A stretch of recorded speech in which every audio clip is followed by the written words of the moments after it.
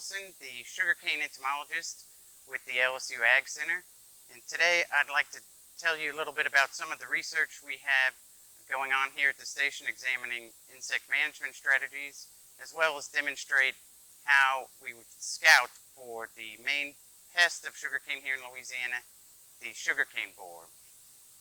Behind me are our sugarcane borer variety test plots. In this experiment, we're looking at differences between commercial varieties as well as some advanced experimental varieties and some varieties that have known levels of resistance and susceptibility. So we tend to include our most highly resistant variety, which is HOCP 85845, and on the other end of the spectrum, highly susceptible varieties like HOCP 00950. We also include the experimental lines, which will be considered for release in the next 3 years.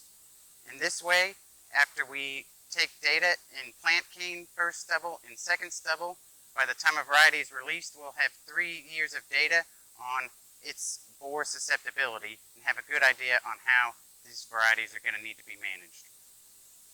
The reason we look at varieties is because varietal resistance has become a really key management strategy for sugarcane borers in Louisiana.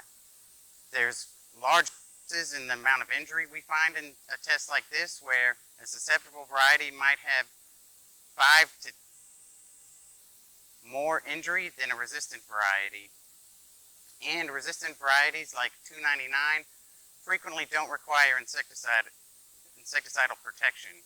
In fact, the predominance of 299 has led to a large decrease in the amount of insecticide we use in the Louisiana sugarcane industry. And we've seen the number of treated acres fall by more than 50% in the last 20 years or so.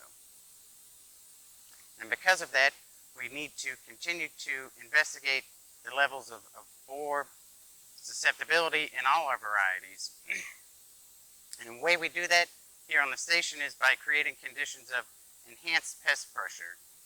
We plant corn in the spring, and around mid-May we will inoculate it with larvae from a laboratory reared colony. And now in mid-July, those moths would have emerged from the corn and begun to lay eggs in our test plots of sugarcane, and those larvae will have begun feeding on the different varieties of cane. So now is really a good time to look at some of that injury and see some of those varietal differences firsthand. So if you can, we'll come with me and we'll go in the field and I'll demonstrate how to scout for sugarcane borer. Here, these are two relatively resistant varieties. On my left, we have 838, and the way you would scout this is by pulling back the leaf sheets on the top 3 to 4 internodes and looking for any signs of injury. This is a resistant variety, and so most of these stalks are clean. As we move further into the field, we get to more susceptible varieties, and I can show you some examples of some injury. On my left is 950, and here you can start to see bruising or discoloration of the leaf sheath. And there's a number of things that can cause that, so that's not enough to determine whether or not you have a borer. There's just a few feeding signs there. We'll keep looking. Here, again, the discoloration, and we can see signs of frass, powdery substance here. Looks almost like sawdust, and you can see the leaf sheath has been chewed here.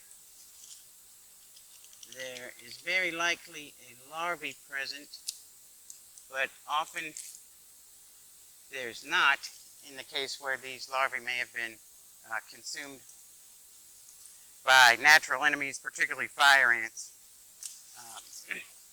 Moving back a little further, here we might have another example. And here you can start to see the larvae has already entered into the stalk. Another more susceptible variety is the recently released 14267. Here we've transitioned plots, and this one has also got a lot of susceptibility. Here you can see, oh wow, there's 4 larvae feeding in this one leaf sheath and 2 more here on the stalk. So this would certainly count as an infested stalk in this regard. And if you look, this level of discoloration is present on a lot of stalks. All of these are going to have larvae or larval injury, and it's on just about every stalk in this plot. And when you're checking, you want to try to be random and don't key in on the stalks which you know have injury. We recommend checking 100 stalks in a field. I like to try to hit at least 4 different spots and check random stalks, count the total number of stalks you've checked, as well as the number where you find larvae in the leaf sheath, what we call treatable larvae.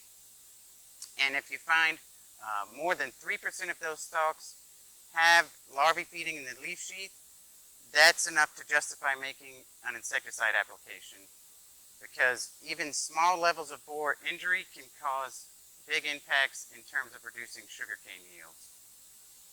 More information on this can be found on the AgCenter website, or feel free to contact your local county agents or get in touch with me directly if you have any questions about sugarcane borers.